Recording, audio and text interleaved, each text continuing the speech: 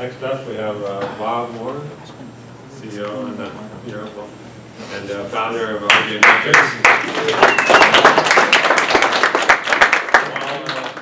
While Bob's getting set up, we're going to be giving away a $100 Amazon gift card at the end of the night.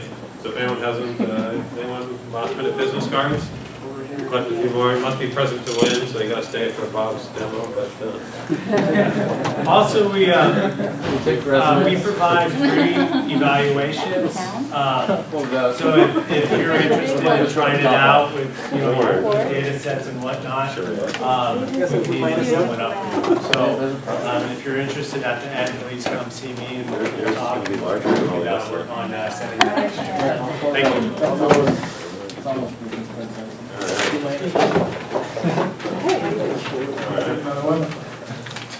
Getting in on this.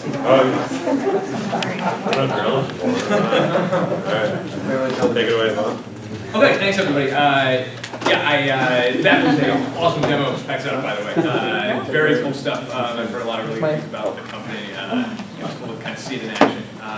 I knew that a lot of the kind of data preparation and data cleansing part of the data pipeline would be covered here tonight. So I figured that I would take a piece of the RJMetrics stack that's kind of a little more on the BI side and demo some of that information. But just to give you a sense of what RJMetrics is and where it plays in the ecosystem, because I know it's very, very confusing looking inside of kind of the data fog of companies that's out there. We are really a full stack solution that kind of solves the business intelligence problem as a whole for companies.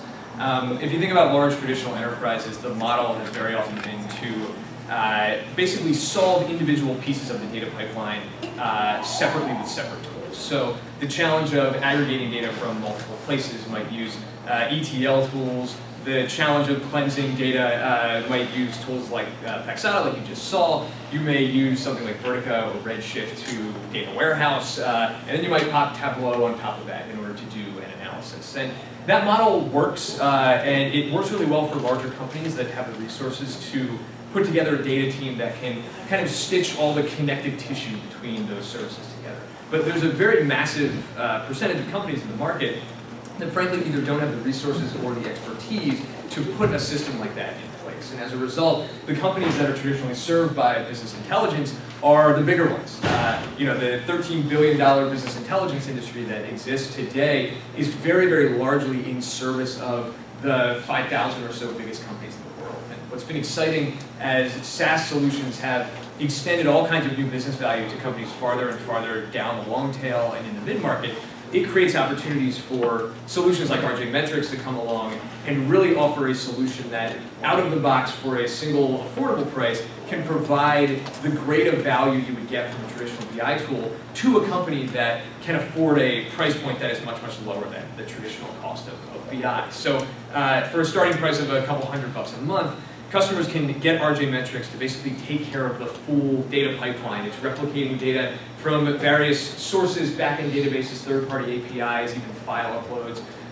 running that through a Hadoop-powered transformation cluster that does a lot of data manipulation, similar to a lot of things you just saw, but usually more oriented kind of toward getting things in a final state that can live inside of a data warehouse that, in our case, is actually hosted on Amazon Redshift. And then we've got, at the end of that, once you've got that data warehouse where everything's combined and in a beautiful state, you've got our front end, which is a business intelligence tool designed specifically to interact with data that lives kind of in the RJ data warehouse. That's a mouthful. The bottom line takeaway is that we are bringing business intelligence to an entirely new generation of companies that are at a younger, earlier stage than historically could access it. And that's a really exciting thing to us. Part of what comes along with that, though, is the users at these companies are not always the most sophisticated users. They do not always have a data scientist in-house, and even when these companies do have a data scientist in-house, they may not have that person making the highest leverage use of their time as a result of all the other business users that would get lost in Tableau very rapidly, that would have challenges writing their own SQL queries. In a lot of cases, the use case is really to funnel requests up through the data person, who then is kind of triaging those requests and getting the answers out to the actual operators who are on the front lines of the business. So the RJMetrics interface is designed very specifically for business users who are not necessarily data scientists, not necessarily people who understand what's going on with the data model behind the scenes, but want answers very rapidly to business questions that might influence how they do their job. A lot of the use cases come in the form of marketing analytics and sales analytics, and that's where Salesforce starts to come into play here. Salesforce is one of the connectors that we have. You can basically pull in data from Salesforce and get it into the same central data warehouse as data from your backend database, data from your customer success solution, data from your shopping carts and other transactional places, and basically anything out there that knows something about the people and populations that interact with your company. So that's kind of the promise of BI generally, and I think the promise of RJMetrics as a BI tool is that it lives in the cloud, it's affordable for users that are a little farther down the tail or in the mid-market, and it's usable by people that are actually in business roles who may not have a background with data. So what I wanted to show today is just a standard demo of our own interface and how somebody can interact with the data. And then I've got some special analysis as well that is specific to Salesforce, that's related to things you might want to look at as a result of having pulled data out of Salesforce. So I will try to be quick, but if anybody ever is interested, you can go to rjmetrics.com, click the Get Started button and just fill out the form, and you will be launched exactly into this interface. So you can play around with this, you can go manipulate the data. This is a data set for a fictional company called Vandalay Industries that is an online retailer that sells apparel and t-shirts and things like that. And it's a pretty robust data set, so you can do a lot of fun things with it. When you get into the RJ interface, you're immediately presented with your default dashboard, which obviously, we have kind of the standard universe of visualizations, pie charts, line charts, bar charts, etc. And dashboard navigation that allows you to go through all the different sets of charts that kind of make sense from a business standpoint for the person using them. So you get full control in the interface over kind of where things live, and everything kind of works the way that you expect that it will from a drag and drop perspective and whatnot. But the real power starts to come in when you actually edit these charts or are creating a chart from scratch. And I want to go through the process of actually doing that.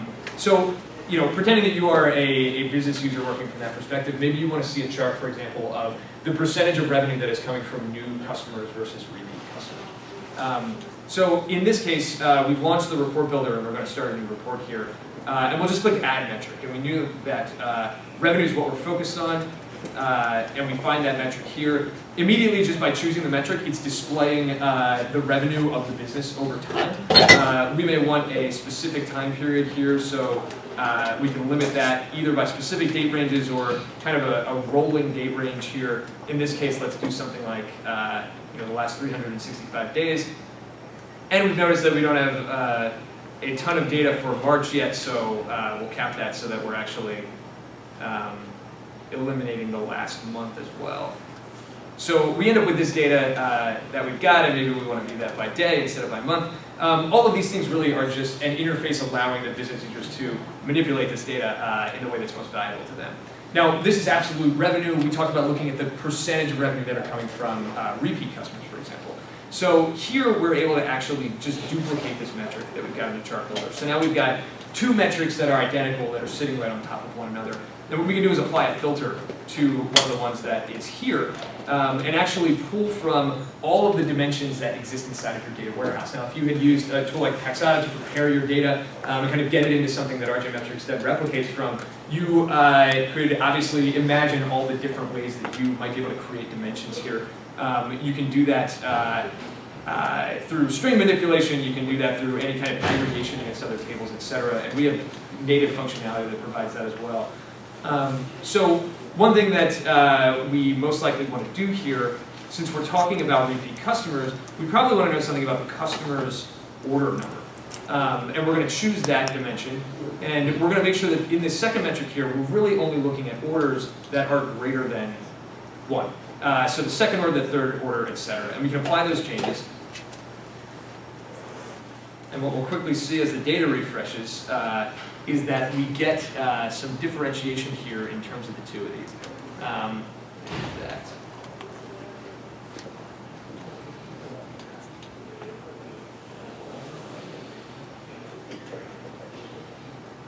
we apply this logic.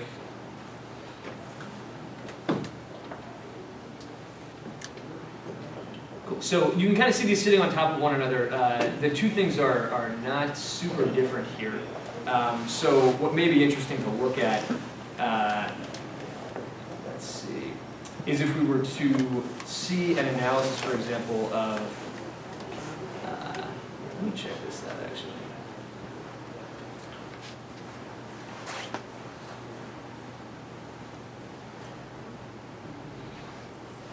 Interesting. So now you're starting to see some greater differentiation here. What I've actually done is looked at orders where it's actually greater than 2. So it's the 3rd, 4th, 5th order, etc. So there's a lot of activity going on with repeat purchases in this population. And already we're able to see kind of where the differentiation comes in terms of which revenue is coming from, you know, high levels of repeats. So here we're going to just call this metric total revenue. And down here we're going to call this revenue from purchase 2 or more. And we're looking at these separately now, but we talked about doing a percentage. So what we'll do is actually add a formula. And quite simply, we'll do B divided by A here.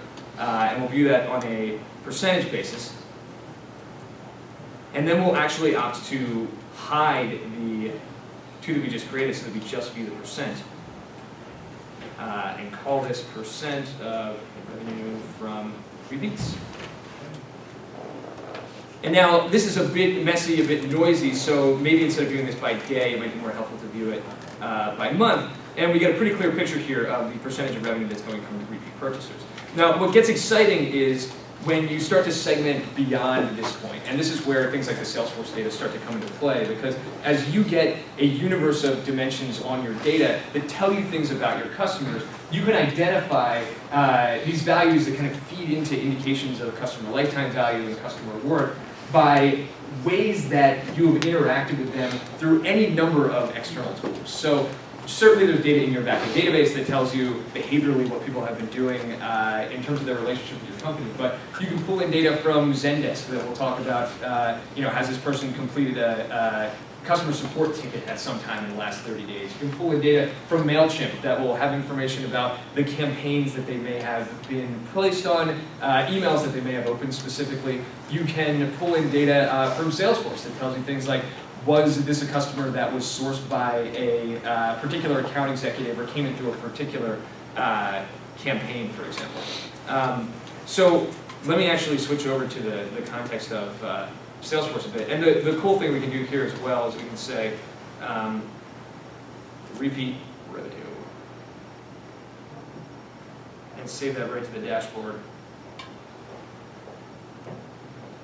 And what's exciting here as well is the collaboration functionality. One of the things that I think is often overlooked in terms of the value that gets created when people implement solutions like these, especially at early stage companies. It's really common for us to work with an e-commerce company, and it could be a very small, very early stage company, say it's 5 people. And we ask all the people in the room, how much revenue did you have yesterday? And we'll get 5 different answers. Because one person's not counting gift cards, one person's not counting sales tax, one person's in another time zone, so their definition of yesterday is 3 hours different than another person's. One person just wrote the query wrong, and you know, one person actually got it right. So this happens again and again and again, and establishing a single source of truth for data within the organization through a platform like this, particularly for these companies that historically have relied on Excel spreadsheets getting mailed around and other kind of unreliable things, it creates a starting point where discussions around data and data-driven decisions can actually drive a lot of value inside of a company. The other thing it's really useful for is reporting to outside stakeholders. So any information that your investors want when they may call you on a random Tuesday and say, how's the business doing? I love getting that phone call because all of my investors have an RJMetrics dashboard that they can log into, and it's very easy to point them in the right direction to get those answers or actually extract them themselves. So RJMetrics so easy a VC can use it. Don't tweet that. Cool. So let's just take a look real quick. You know, Salesforce is one of many connectors. There's not Salesforce data in our standard demo, so I've got a little bit of data in here.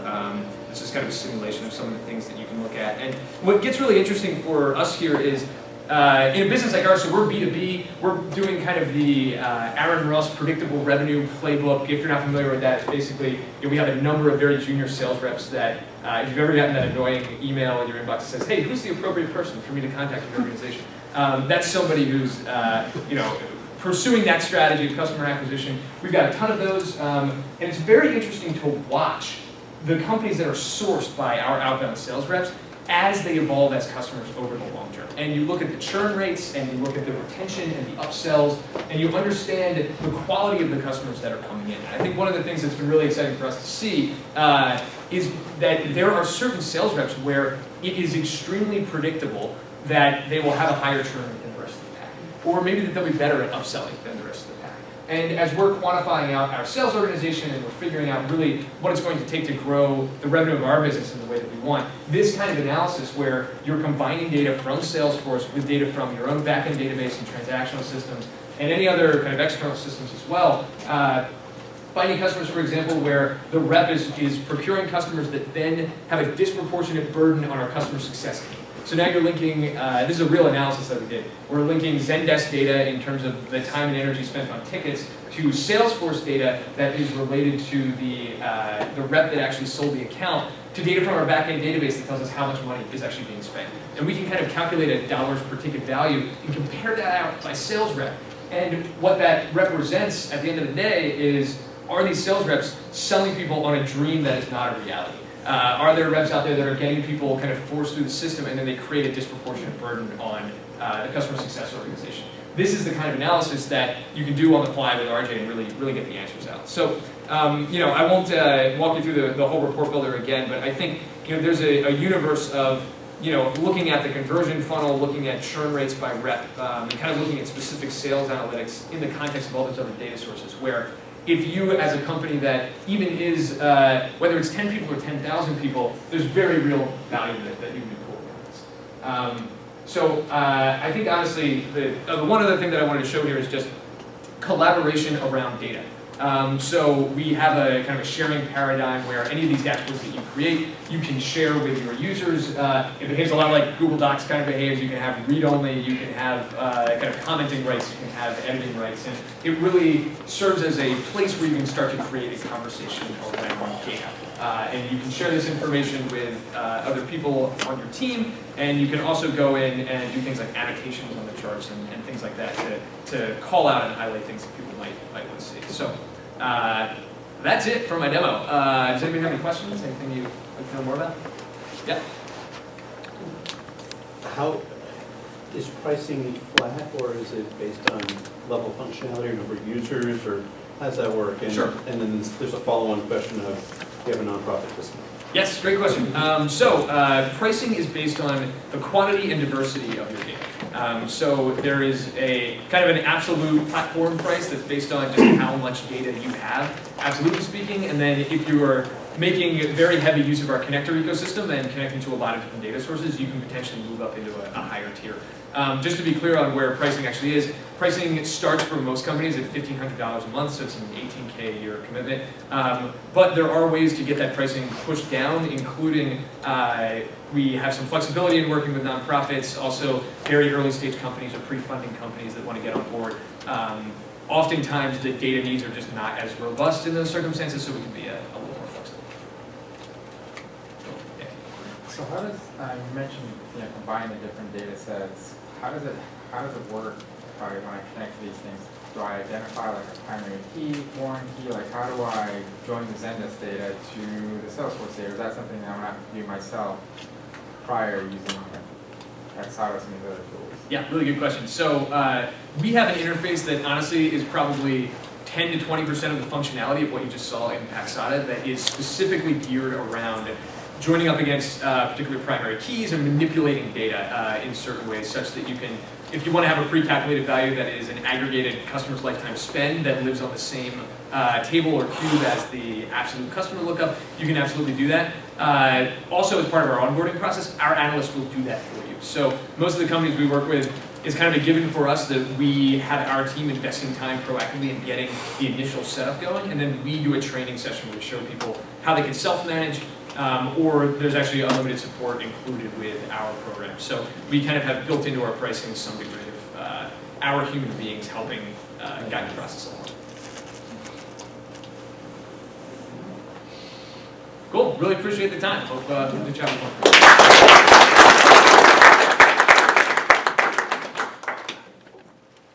Thanks, Bob. All right, well, get the drawing mat. You want to do the Sure. do the honors? I did all the work. Oh,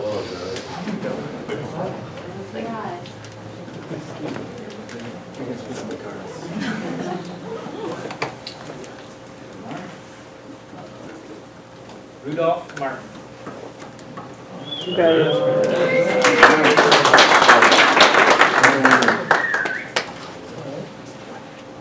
All right, thanks everyone for coming. We got the next event May 6th here, so hope to see you all then. Thank you very much.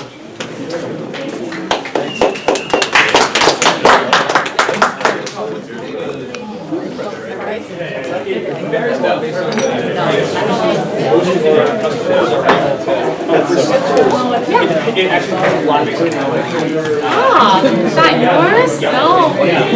Hi. You all just thought of that, you realize, I live on the east Oh, you do? I go by there, I walk by there. Oh, you do? Good to see you. I'm Chris. I've got a feeling. Yeah, you might already have. That's very good. That's all right. That's all right. I think it's generally works out part of that.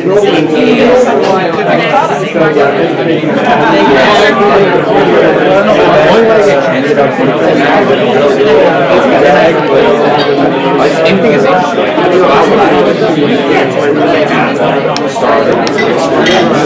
I'm more scared.